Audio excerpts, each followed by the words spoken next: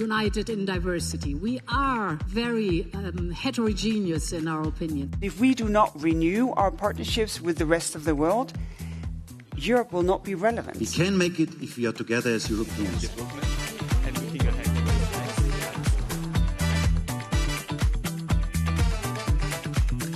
Do you genuinely believe that countries will manage to reach these very ambitious targets?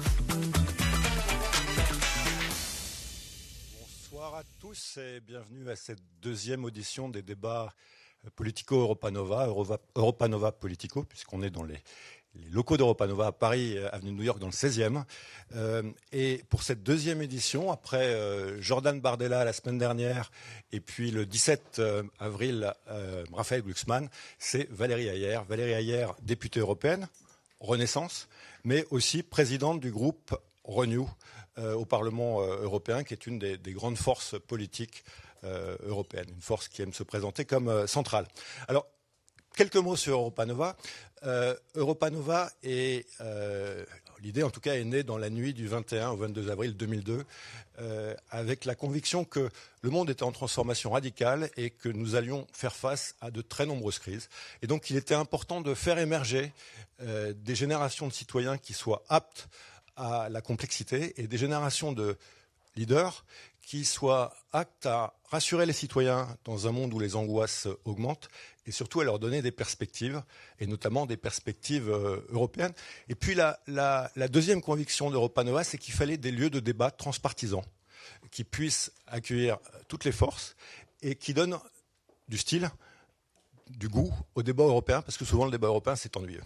Et donc avec Politico, on a décidé de faire un format qu'on n'espère pas ennuyeux, où on va à la rencontre d'un candidat, plutôt que de faire 8 candidats en rondognon auxquels on pose à chacun une question pour laquelle il a 30 secondes pour répondre, ou 1 minute 30 s'il prend tout son temps.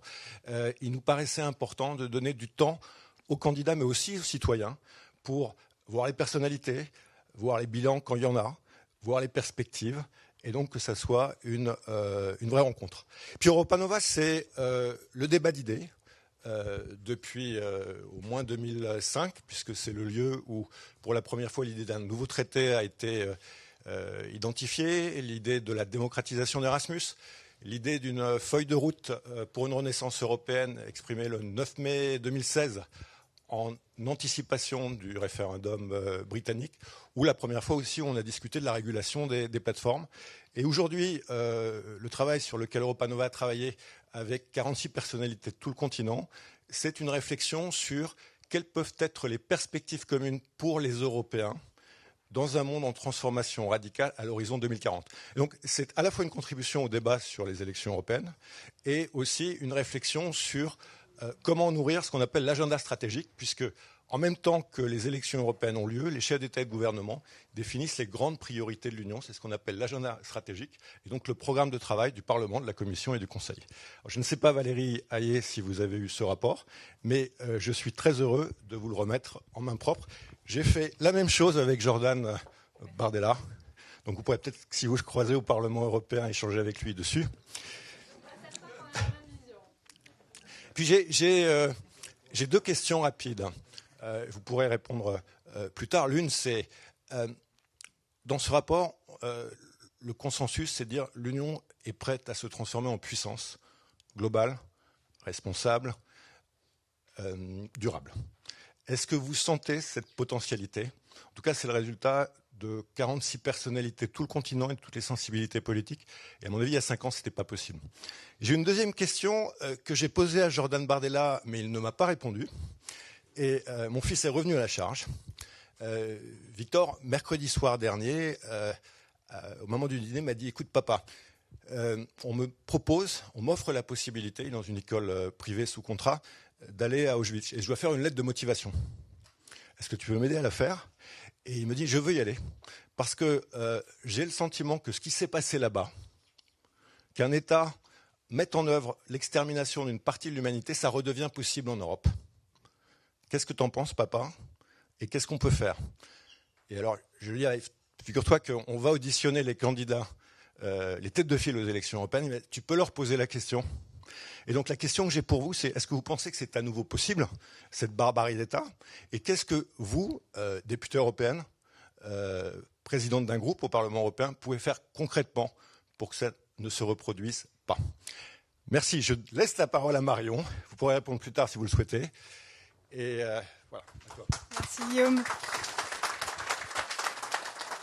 Merci Guillaume et merci à Europa Nova de nous accueillir pour cette deuxième édition. On est ravis de vous avoir ici, l'audience dans la salle et l'audience que je sais très nombreuse en ligne pour suivre ce soir cet entretien avec Valérie Hayé, tête de liste aux européennes pour le parti Renaissance, tête de liste Besoin d'Europe. Quelques mots très importants pour nous cette période parce qu'on est évidemment en campagne pour les européennes. Le 9 juin, une échéance importante qu'on couvre à tous les échelons en Europe avec un dispositif exceptionnel sur politico.eu, notre site d'information. On est notamment cette année co-organisateur du grand débat de Maastricht des européennes avec les représentants des différents partis européens sur scène fin avril.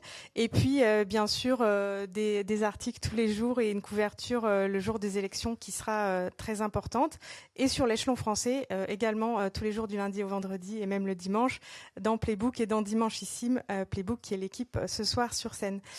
Période aussi importante pour nous politico puisqu'on se développe très fortement en ce moment. On va lancer mardi, semaine prochaine, une couverture dédiée sur les sujets des politiques énergétiques et climatiques du gouvernement, où on parlera pas du Green Deal mais de toutes les politiques du gouvernement français et évidemment de sa position aussi en Europe sur ces sujets. Et puis un peu plus tard, on va également développer notre couverture sur les sujets de politique numérique sous la marque Politico Pro, donc abonné réservé aux professionnels des affaires publiques. Quelques remarques logistiques pour rendre cet événement le plus interactif possible. On aime beaucoup prendre les questions de l'audience que vous pouvez poser, que vous soyez en ligne ou présent ici sur l'application Slido. Si vous ne l'avez pas encore, vous pouvez la télécharger à l'aide du QR code sur cet écran. Et on promet de faire place aux questions de l'audience. Vous pouvez également commenter sur les réseaux sociaux avec la mention Live Politico, donc @LivePolitico, si vous voulez notamment être pris par nos comptes Twitter, et le hashtag Playbook Paris élection au singulier. Voilà, c'est fini pour la pub et les remarques logistiques. Je vais tout de suite faire venir Pauline de Saint-Rémy, chef de notre service politique, et Anthony Latier, co-auteur de notre newsletter Playbook, et bien sûr Valérie Hayé, qui peut monter sur scène. Merci de les applaudir.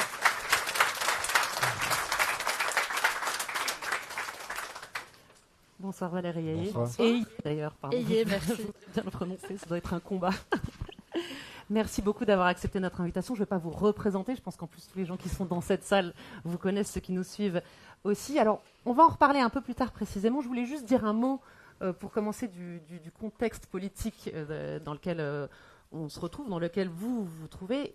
Il y a un dernier sondage sur les élections européennes qui est paru cet après-midi. Vous l'avez sans doute vu. C'est l'Institut Harris Interactive. Alors, il est particulièrement inquiétant pour vous, à mon sens. Il y en a eu d'autres de moins inquiétants, on peut le préciser, mais il place la liste Renew, dont vous êtes la tête d'affiche, à 17% d'intention de vote seulement. Il fut un temps où on disait que si elle était en dessous de 20 le 9 juin prochain, ça serait véritablement un échec pour le président de la République.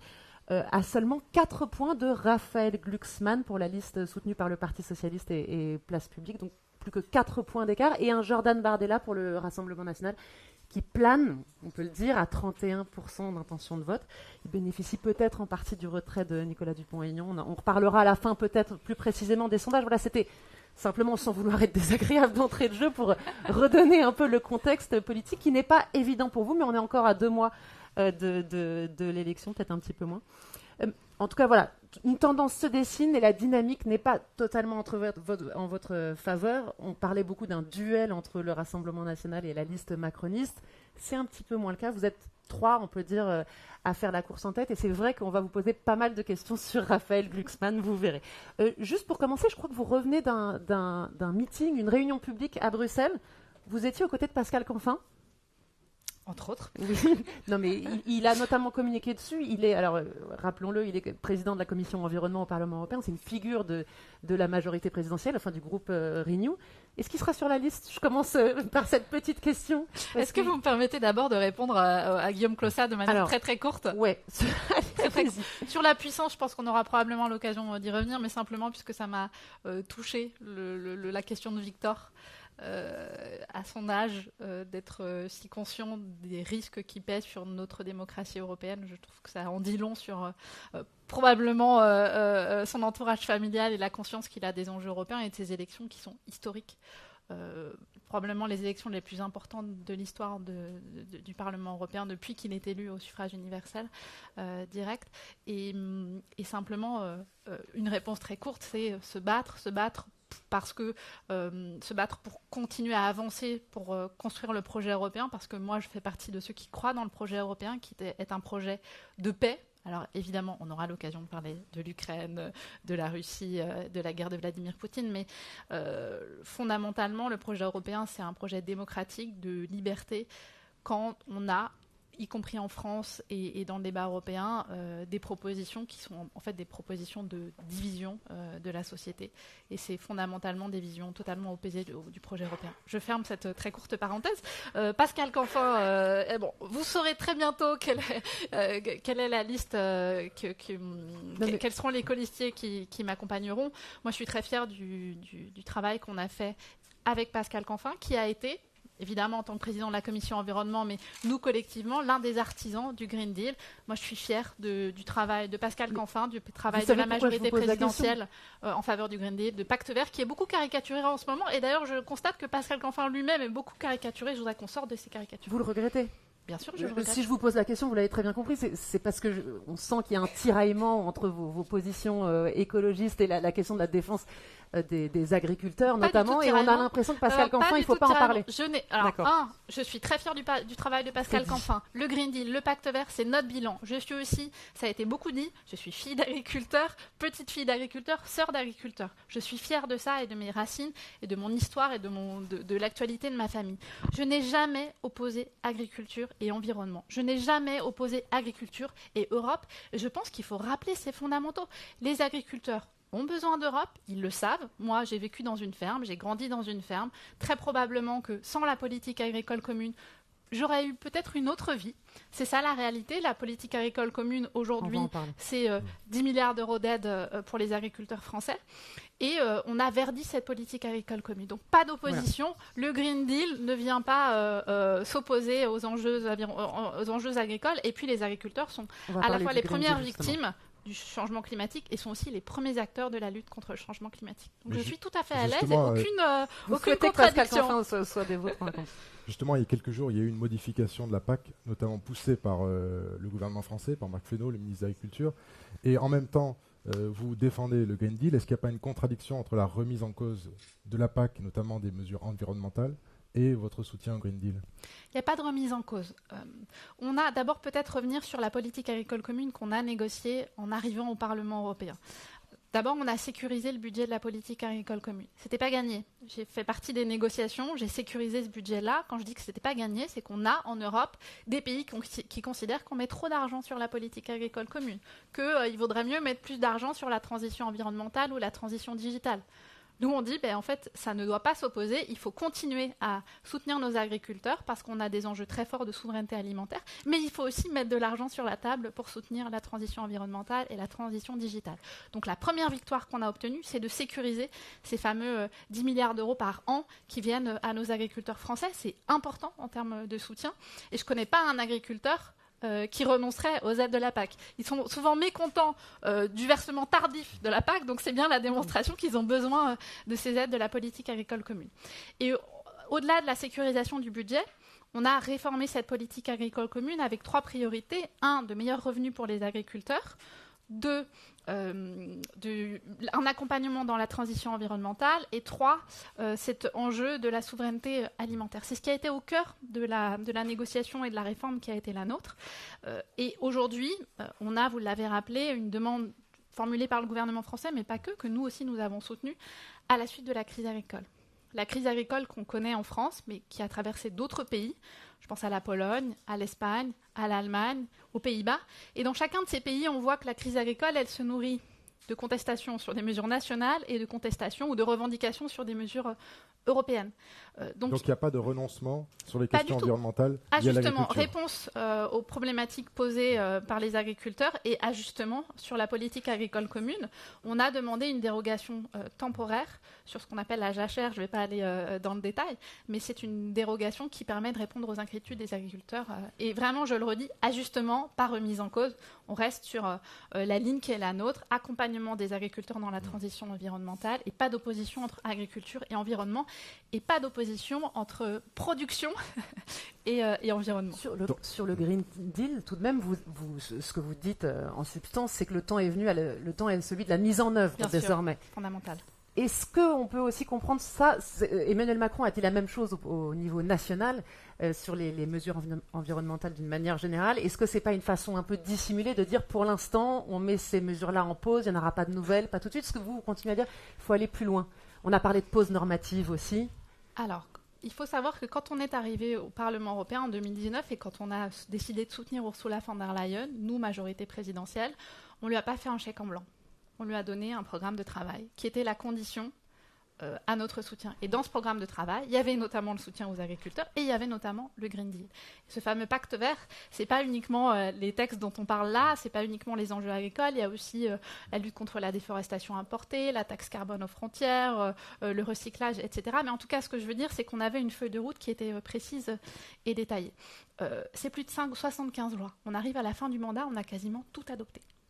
Maintenant, l'enjeu, il n'est pas question de pause réglementaire, pas pause réglementaire à mon sens, c'est qu'en fait on est au bout du Green Deal, des textes qu'il fallait adopter. Maintenant, ce qui est fondamental, et ce sera l'un des enjeux du prochain mandat, c'est effectivement la mise en œuvre, avec à mon sens une accélération sur l'accompagnement financier et l'accompagnement humain. Et oui, je suis convaincue que ce sera l'un des enjeux du prochain mandat. Mais est-ce que vous ferez de nouvelles propositions pour aller un peu plus loin que le Green Deal, faire une nouvelle étape du Green Deal ou on arrête là? Je pense qu'on est au bout. On verra s'il y a besoin d'avancer encore sur certains textes. Mais vraiment, pour moi, le Green Deal 2.0 de la prochaine mandature, c'est d'appliquer les mesures et les lois très ambitieuses qu'on a votées maintenant. Il faut que ces lois, elles puissent être mises en œuvre. On a parlé de la PAC, on a un ajustement. S'il y a besoin d'autres ajustements, on verra. Mais en tout cas, l'ambition qu'on a portée dans la lutte contre le changement climatique pour atteindre la neutralité climatique d'ici à 2050 et embarquer tout le monde, c'est important d'avoir cette priorité-là. Ça doit être l'objet de la prochaine mandature. Dans le paquet du Green Deal, il y a la loi sur la restauration de la nature. Beaucoup caricaturée, là aussi. Oui, qui prévoit la restauration de 20% au moins des terres et des mers de l'Union européenne d'ici 2030.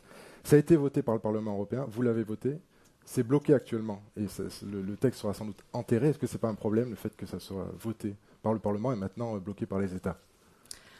On a eu ce texte-là, il a là aussi fait l'objet de beaucoup de caricatures. On a eu l'année dernière au Parlement européen des votes assez surprenants au sujet de ce texte. Nous l'avons voté. Une partie du groupe, effectivement, je ne vais pas vous dire l'inverse, je vous mentirais si je vous dirais l'inverse. Une partie minoritaire de groupe, mais quand même une partie du groupe. Cette loi, elle a véritablement été caricaturée. À la fin, on l'a votée.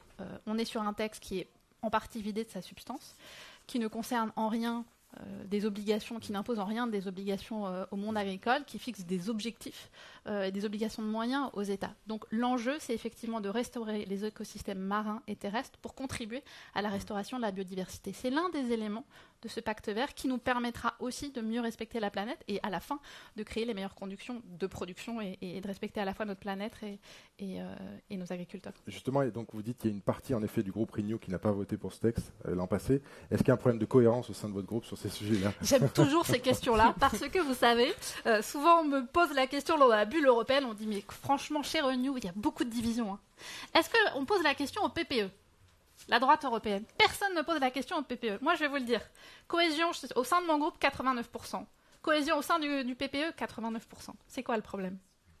On n'a pas. Parce que c'est inévitable dans un groupe au Parlement européen. Mais parce qu'il y a de la diversité, des sensibilités. Parce que quand on siège dans un groupe au Parlement européen, il y a la sensibilité politique qui est propre au groupe, avec une identité très forte. Moi, je peux vous citer énormément de priorités, évidemment, qui font la force de mon groupe politique, sur l'état de droit, sur la compétitivité, sur le Green Deal, sur la nécessité de réformer, d'engager des réformes institutionnelles, sur le soutien à l'Ukraine.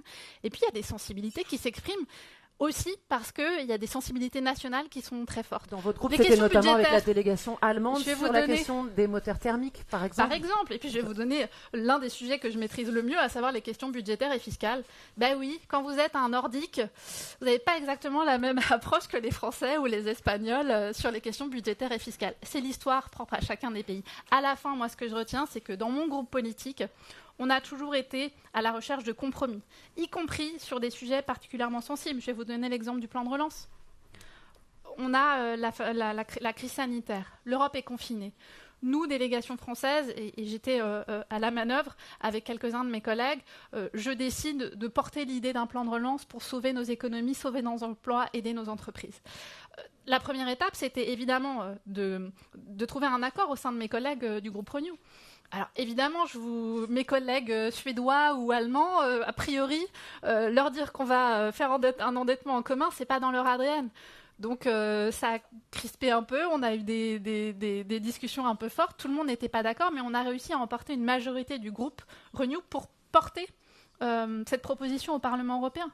Et à la fin, on a réussi à la faire endosser par le Parlement européen. J'ai réussi à convaincre mes collègues allemands de la CDU, qui a priori ne sont pas des grands amateurs par principe de l'endettement commun. C'est ça le Parlement européen. C'est ça l'Europe aussi. On a a priori des divergences d'approche. On se met autour de la table en essayant de trouver la solution la plus adéquate et qui réponde vraiment aux problématiques. Ça donne le plan de relance, 750 milliards d'euros et 40 milliards pour la France. Dans votre groupe, il y a des eurodéputés qui appartiennent au parti VVD, le parti néerlandais du Premier ministre Mark Rutte. Aux Pays-Bas, c'est l'extrême droite qui a gagné, c'est Geert Wilders, et il essaye de faire une coalition, justement. Qui est arrivée la première. Qui est arrivée en premier, et qui essaye de former un gouvernement, et il discute notamment avec le VVD. Si le VVD, qui donc est membre de Renew, rentre dans une coalition avec l'extrême droite aux Pays-Bas, est-ce qu'ils doivent sortir du groupe Renew? Est-ce que c'est une ligne rouge ou pas? Aux Pays-Bas, il y a un process qui est partagé, c'est-à-dire qu'il y a des discussions qui sont organisées de manière un peu automatique. Moi, j'ai entendu ce que m'ont dit mes collègues du VVD siégeant au sein de mon groupe, pas d'accord, pas de deal de près ou de loin avec l'extrême droite. La ligne, elle est extrêmement claire. Et d'ailleurs, dans les dernières semaines, ça a été clarifié une nouvelle fois, si besoin, puisque les négociations n'ont pas abouti. Et probablement que... Donc, il y a encore des négociations qui se prolongent, mais sans l'extrême droite. S'il y avait un accord. Oui, ce serait un problème. Je vous le dis, oui, bien sûr. On va parler justement d'extrême droite et d'équilibre au Parlement européen. Ça me permet de redire quelle est la position qui est la nôtre vis-à-vis de l'extrême droite. Au Parlement européen, on applique ce qu'on appelle le cordon sanitaire. Alors, on comptait vous en parler. Allez-y, expliquez-nous la façon dont vous le concevez, qui n'est pas nécessairement la même que la façon dont les députés Renaissance ou disons macronistes la conçoivent à Paris. Moi, je vous parle du Parlement européen et de ce qu'on fait au Parlement européen. On ne donne pas de responsabilité à l'extrême droite. Pas de présidence de commission. Jordan Bardella disait la semaine dernière qu'il viserait, pas lui personnellement, mais la présidence de la commission agriculture. Ah oui, bon, très bien, intéressant. Encore faut-il qu'il y ait un accord de coalition qui le permette. Et voilà, en fait, ce qui se passe au Parlement européen, c'est que les pro-européens, ceux qui croient dans le projet européen, s'organisent, non pas pour empêcher les autres d'avoir des responsabilités, mais simplement qu'on a une vision différente du projet européen. L'extrême droite veut détricoter le projet européen. Et c'est fondamentalement, c'est orthogonal avec ce pourquoi nous sommes élus au Parlement européen. Donc, nous décidons de ne pas leur donner de responsabilité, pas de présidence de commission, pas de vice-président, ce qui, et j'insiste, ce qui ne les empêche pas de travailler. Ce qui ne les empêche pas de participer aux négociations. Ce qui ne les empêche pas de déposer des amendements. Quand on regarde les résultats, est-ce qu'ils participent aux négociations alors qu'ils sont invités? Non. Est-ce qu'ils déposent des amendements? Très peu. Jordan Bardella rappelle régulièrement qu'il est un membre de l'opposition, c'est pas pour prendre sa défense, mais juste pour reclarifier les choses, là vous parlez bien des deux groupes dits nationalistes, Identité et Démocratie et ECR, dont on pourrait dire qu'ils ont des sensibilités un petit peu différentes. ECR, c'est le groupe où siège notamment Fratelli d'Italia, dont une des figures de proue est Giorgia Meloni, bien sûr. Identité et Démocratie, c'est le groupe dont fait partie la délégation du Rassemblement national. Les deux, je crois, comptent autour de 80 membres actuellement. Si on se fie au sondage actuel, devrait grossir énormément, l'un comme l'autre. Est-ce que ECR, du coup, prenant du poids notamment, ECR qui passe des deals avec le PPE, en tout cas c'est plus c'est quelque chose qui n'est plus du tout exclu, qui est sur la table.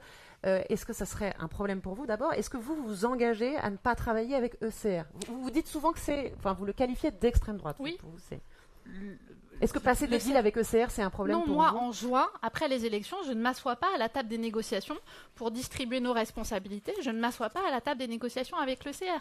L'ECR, c'est l'extrême droite. L'ECR a accueilli encore récemment Nicolas Bay, le candidat Reconquête. Et prochainement peut-être d'autres députés. Donc oui, c'est l'extrême droite sans ambiguïté. Giorgia Meloni, c'est sans ambiguïté l'extrême droite aussi.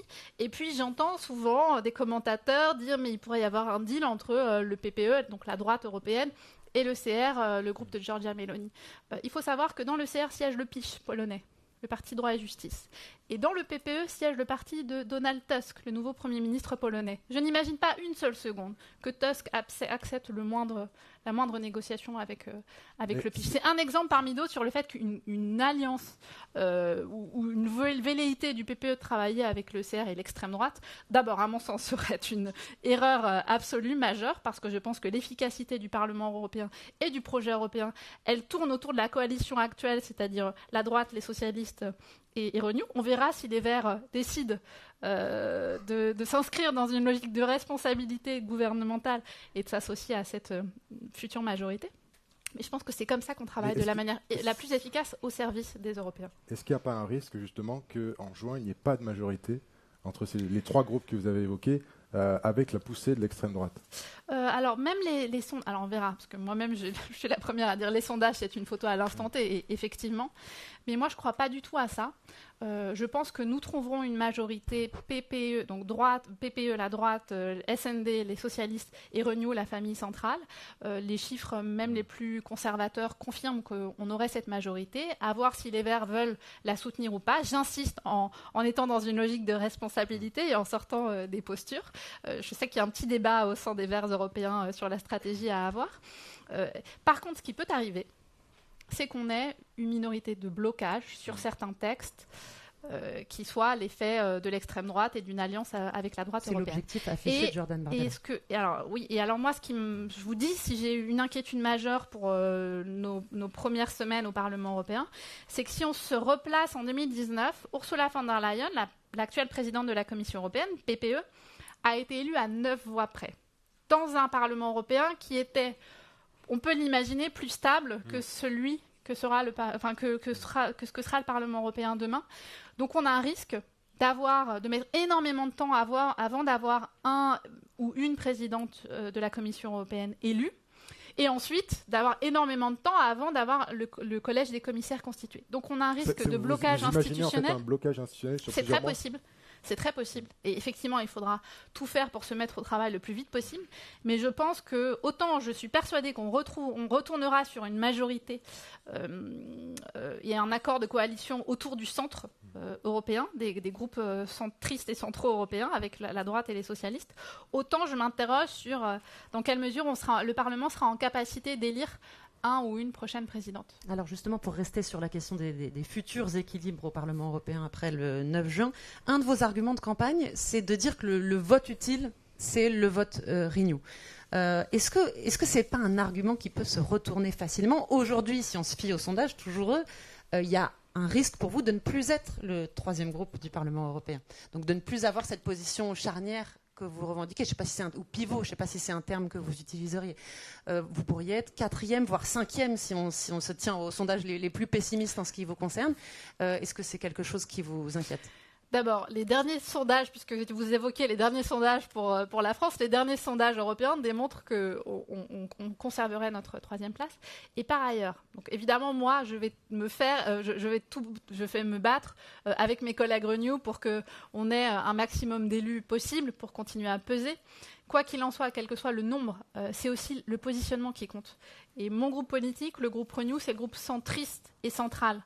Aujourd'hui, il n'y a pas de majorité qui se fond sans le groupe Renew. Et il y a pas d'équilibre au sein du Parlement européen qui se font sans le groupe Renew, puisqu'on est le barycentre entre, par définition, la droite et les socialistes. Et souvent, quand au sein du groupe Renew, on arrive à trouver une position d'équilibre, c'est souvent celle qui emporte la position du Parlement européen. Donc ça, c'est dans notre ADN, c'est dans les positions qui sont les nôtres, cette culture de gouvernement. Et quoi qu'il en soit, l'influence qu'on aura restera importante. Quand les sociodémocrates, en l'occurrence Raphaël Glucksmann en France, disent regardez les victoires qu'on peut obtenir, comme par exemple sur les travailleurs des plateformes récemment, enfin je ne sais pas si vous considérez que c'est une de leurs victoires, mais ils en étaient à l'initiative. Qu'est-ce que vous répondez à ça? Ils en étaient à l'initiative. Leur président, oui. En fait, moi j'ai une collègue qui s'appelle Sylvie Brunet, qui a été à l'initiative du rapport sur les travailleurs des plateformes. Qui est à l'initiative, qui a fait le premier rapport, qui a donné naissance à ce texte proposé par la Commission européenne. Pour vous, ce n'est pas du tout une victoire des sociodémocrates, admettons, mais est-ce que le vote utile, aujourd'hui, est-ce qu'on peut estimer que voter social-démocrate, ça permet de faire peser ce groupe-là aussi, et donc les deux arguments finalement se valent? En quoi finalement le vote... Vous parlez de voter pour les Français au groupe sociodémocrate ou pour... Oui. Alors moi, ce que je vois, c'est que, je vous l'ai dit, je préside un groupe de plus de 100 élus, composé d'une délégation française qui pèse. Et je préside, donc je pèse évidemment dans ce groupe-là. Très majoritaire. Je constate que, d'ailleurs ça vaut pour les LR au sein du groupe PPE, mais puisqu'on parle des socialistes, je constate que les socialistes sont 6 dans un groupe de 145 et qu'ils en aucun cas n'influencent la ligne de leur propre groupe politique. Je vais vous donner quelques exemples. Le pacte de stabilité et de croissance, négocié notamment par le groupe politique des socialistes, qui va être soutenu par les socialistes ne le soutiennent pas. Immigration, le texte est négocié avec les socialistes. Il sera soutenu par les socialistes. Les socialistes français ne le soutiennent pas. Le plan de relance, ça en surprendra probablement un certain nombre d'entre vous. Le plan de relance que nous avons porté n'a pas été soutenu par les socialistes français. Vous dites qu'eux sont minoritaires au sein de leur groupe, tandis que vous êtes influent au sein du groupe. Et simplement, moi j'ai été élue en 2019. Quand on veut être efficace en Europe, on crée des deals, on fait des compromis, on n'est pas d'accord avec tout.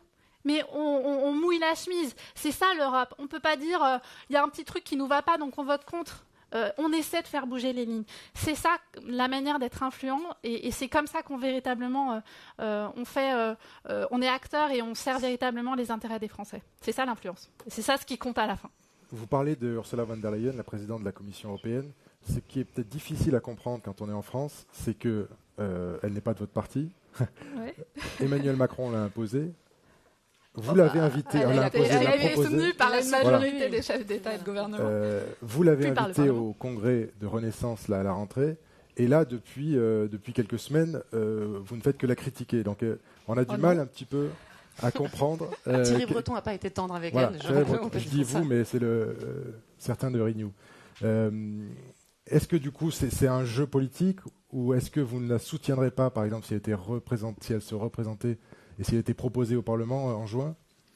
Alors, simplement pour ceux d'entre vous qui êtes moins connaisseurs des rouages du Parlement européen, au Parlement européen, on fonctionne par coalition. Et nous, depuis le début du mandat, on est membre de cette coalition von der Leyen, c'est-à-dire une coalition composée de la droite européenne, le PPE, des sociodémocrates européens, des socialistes, et de Renew. C'est-à-dire qu'en 2019, on a décidé de soutenir Ursula von der Leyen en contrepartie d'un programme de travail qu'on lui a demandé.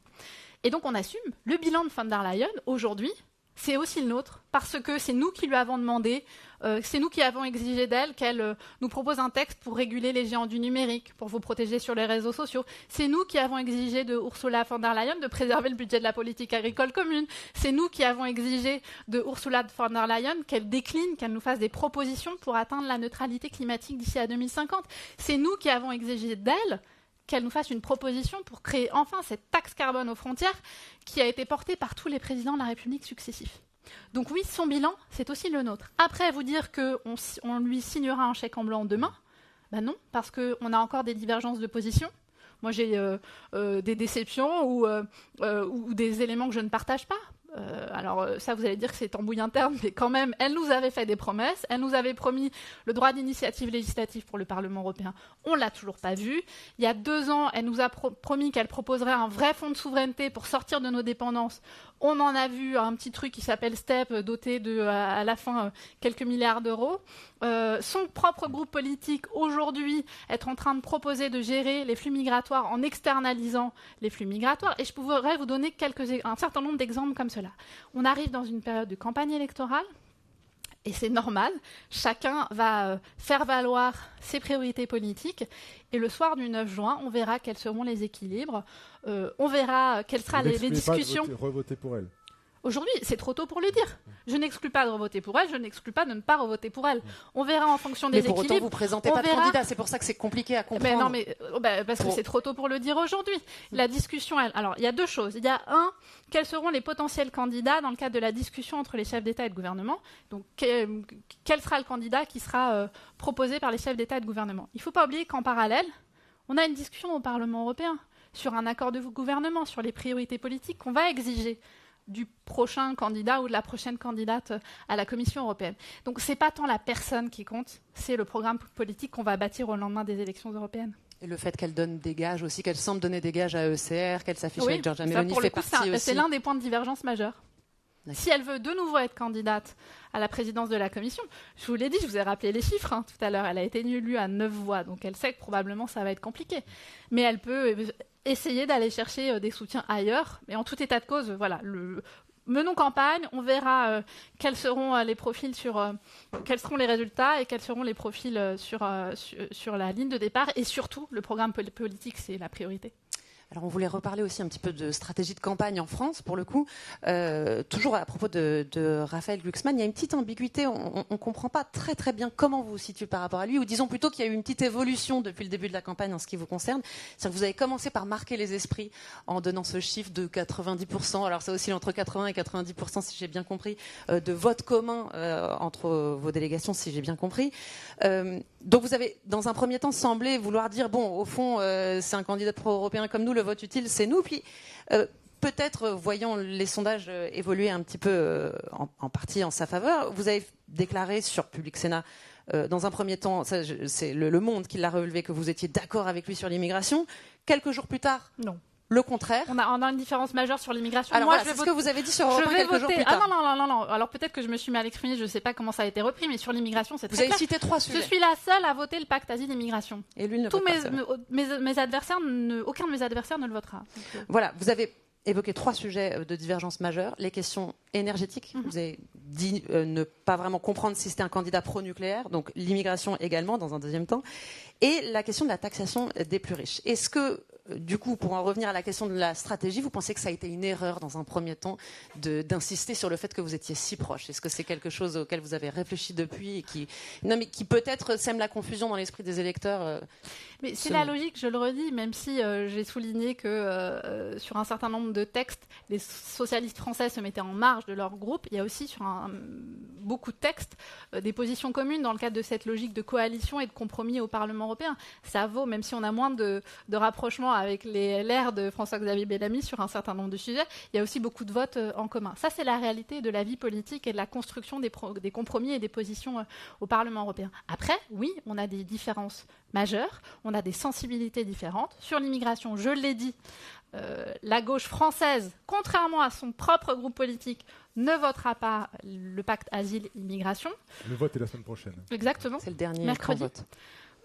Sur les questions énergétiques, on a eu en décembre dernier un vote important sur les petits les réacteurs, les SMR, les réacteurs de prochaine génération, les petits réacteurs modulaires.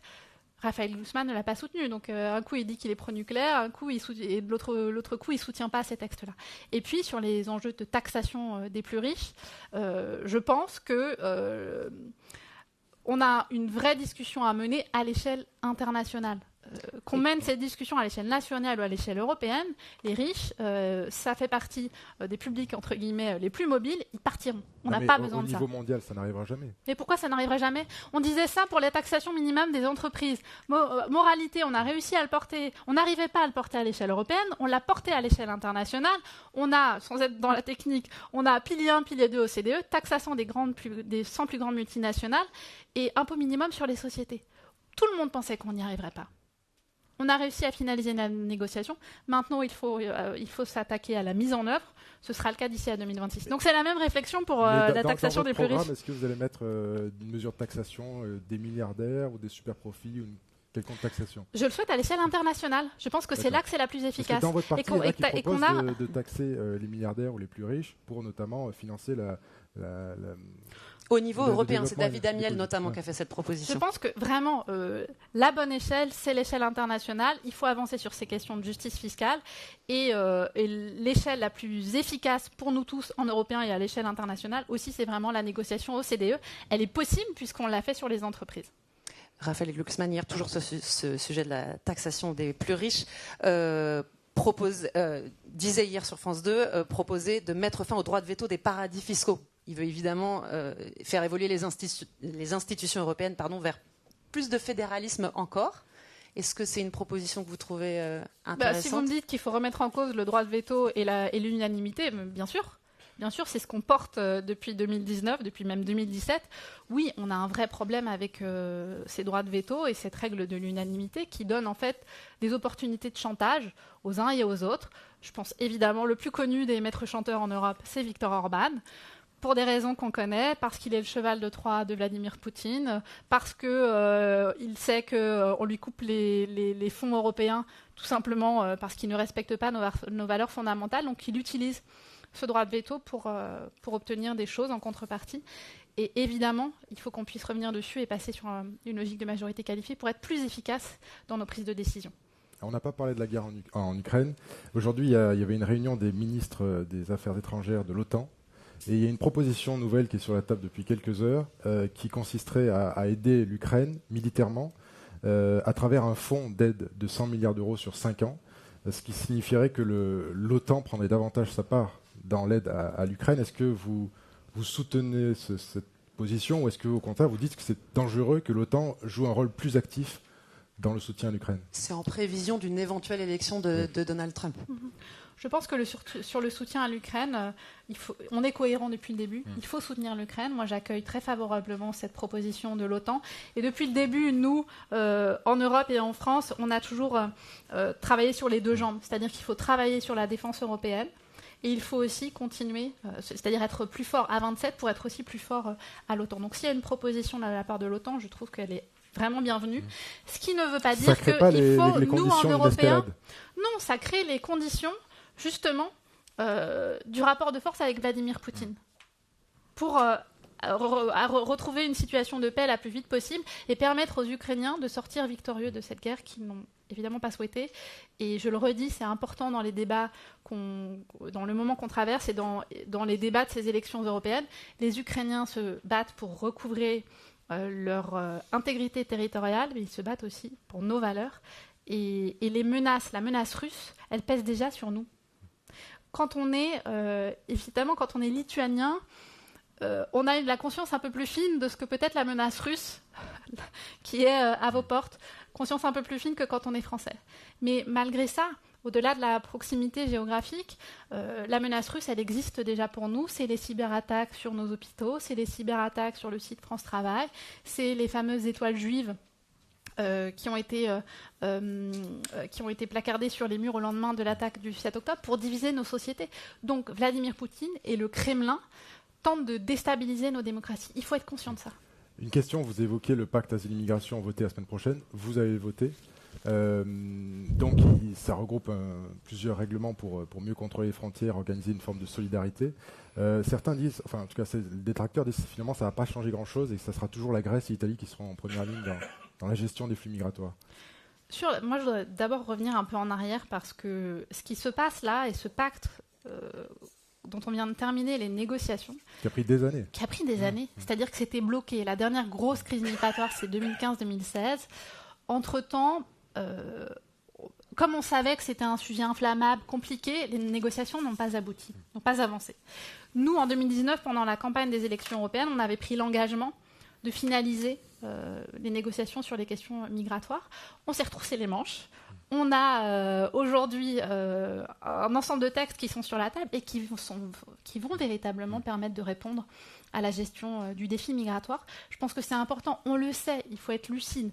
Le défi migratoire, c'est un défi mondial auquel il faut apporter une réponse européenne. Ce n'est pas avec des mesures nationales qu'on va répondre au défi migratoire. Et là, avec le paquet de mesures qui sont proposées, ça veut dire qu'on n'aura plus Lampedusa, on n'aura plus la jungle de Calais, et on pourra gérer les flux migratoires, accueillir les migrants, c'est-à-dire avec fermeté, humanité et responsabilité. Fermeté parce que ceux qui n'auront pas vocation à rester sur notre territoire devront être renvoyés. Ceux qui auront vocation à rester sur notre territoire devront être accueillis dans les meilleures conditions. La droite va encore plus loin dans son programme. Elle dit qu'il faut externaliser l'examen des demandeurs d'asile dans un autre pays, dans d'autres pays. Donc il faut les transférer ailleurs pour que leur demande d'asile soit examinée. Est-ce que ça va trop loin ou est-ce que c'est...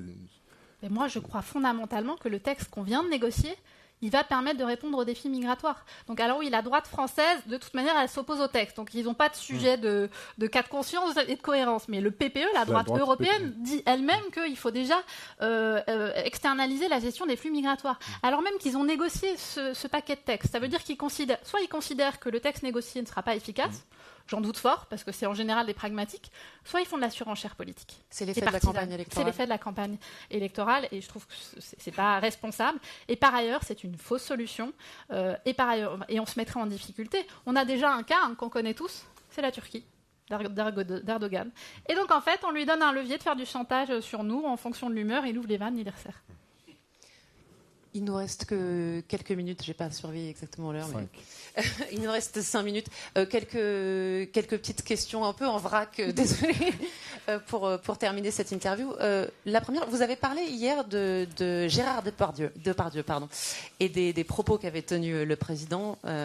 Il avait expliqué en pleine affaire Depardieu que l'acteur rendait fière la France. Vous avez dit qu'en tant que femme, vous compreniez que ça a été mal perçu, que ça vous avait mise mal à l'aise, il me semble. Est-ce que, au fond, vous ne dites pas qu'il y a une question un petit peu générationnelle sur ces sujets-là ? On ne peut pas se comprendre. Non, j'espère qu'on peut se comprendre. Et en tout cas, l'évolution de la société le dit. On a besoin d'écouter la parole des femmes, que la parole des femmes soit libérée. Et d'ailleurs, c'est ce qu'avait dit le président de la République dans sa conférence de presse qui avait suivi, en disant qu'il avait eu un regret qui était de ne pas avoir suffisamment souligné le fait qu'il fallait entendre la parole des femmes.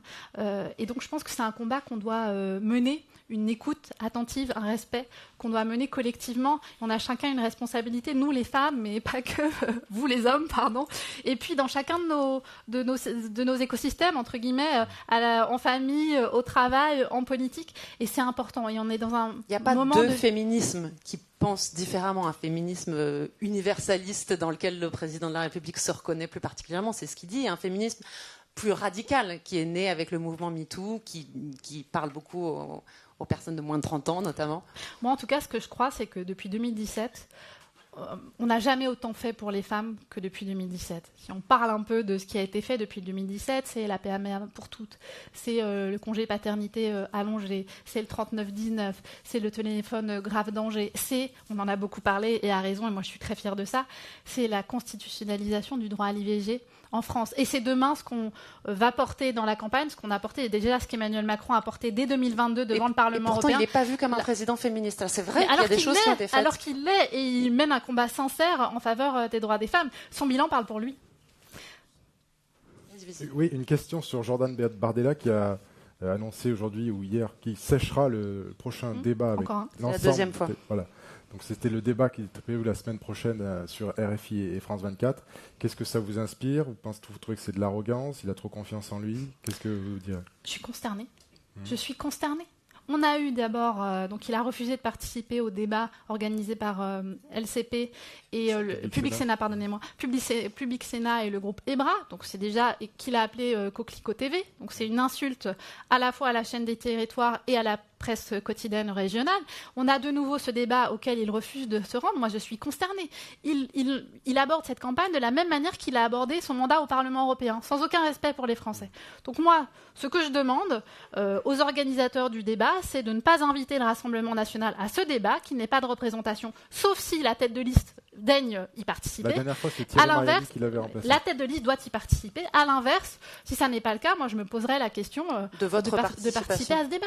Un peu de respect. Parce que par ailleurs, il faut préciser qu'il a accepté de débattre avec vous sur BFM TV, il va débattre avec Raphaël Glucksmann. C'est de l'arrogance.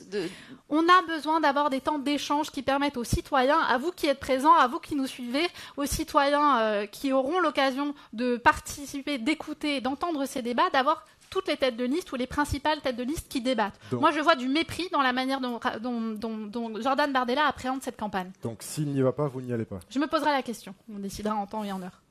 Et je demande vraiment aux organisateurs de ne pas inviter le Rassemblement national si la tête de liste refuse d'y venir. Entendu. Une dernière petite question peut-être sur... alors, vous n'allez pas nous révéler ce soir la composition de la liste, vous l'avez dit d'entrée de jeu, on a bien compris.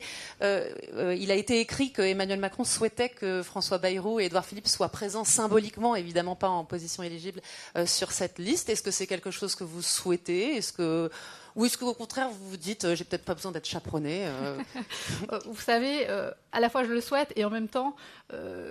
qu'ils soient ou pas présents sur la liste, ils participeront à la campagne, ils me soutiendront, ils nous soutiendront. Donc le symbole est intéressant, je trouve, mais ce qui compte à la fin, c'est qu'on soit tous embarqués dans cette campagne en format majorité présidentielle. Et je tiens à le dire, on est la plus grande coalition pro-européenne en France, composée de la majorité présidentielle qui existait déjà en 2019 et qui a extrêmement bien fonctionné depuis 2019, c'est-à-dire Renaissance, Horizon, le Parti radical, le Modem, et on a gagné un petit copain, si j'ose dire, avec l'UDI qui nous a rejoint il y a 10 jours, ce qui n'était pas le cas en 2019. Tu avais repéré une question une question sur TikTok. La Chambre des représentants aux États-Unis veut interdire le réseau social en raison de risques d'ingérence étrangère de la part de la Chine. Est-ce qu'il faudrait le faire en Europe ? On a eu une décision du Parlement européen et de la Commission européenne appelant à ne plus utiliser TikTok du fait des risques d'ingérence. Moi, ce que je vois, c'est que les extrêmes sont très présentes. Donc, il faut qu'on se pose des questions sur comment on crée les conditions pour ne pas pour contrer l'espionnage chinois et quand même continuer à s'adresser à nos jeunes qui sont très présents. Les extrêmes sont très présents, mais très populaires chez les jeunes. Jordan Bardella, on voit bien que ça lui est très utile. Je ne sais plus combien il a de followers sur TikTok, mais c'est... Donc il faut trouver un moyen de s'adresser aux jeunes. Et je le dis, quand on regarde les préoccupations des jeunes, il y a la protection de la planète, il y a la protection des droits humains. Et en fait, au Parlement européen, c'est certainement pas l'extrême droite qui a agi en la faveur de la lutte contre le changement climatique ou de la protection des droits des personnes LGBT ou des droits des femmes. Donc c'est ça aussi qu'il va nous falloir faire passer comme message aux jeunes dans les prochaines semaines. On va terminer là-dessus. Merci beaucoup, 27 secondes. Valérie. Moi, je le vois pas en fait, le chronomètre. C'est pour ça que je suis un petit peu embêtée. Merci beaucoup. Encore merci à Europa Nova de nous avoir accueillis. On recevra Raphaël Glucksmann le 17 avril prochain. Vous pouvez d'ores et déjà vous inscrire, il me semble, et vous pourrez nous suivre également. Merci donc de nous avoir suivis. On n'a pas posé directement les questions de nos internautes, mais qui recoupaient beaucoup les nôtres, notamment sur le Green Deal. C'est ce que je vous disais d'entrée de jeu, qui est un sujet qui intéressait beaucoup nos lecteurs. Donc merci encore, à très vite, bonne soirée. Merci à vous. Merci.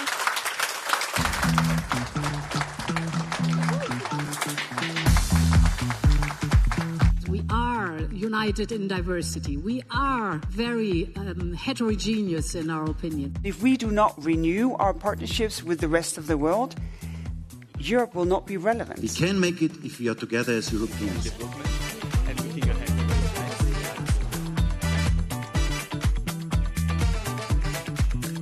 Do you genuinely believe that countries will manage to reach these very ambitious targets?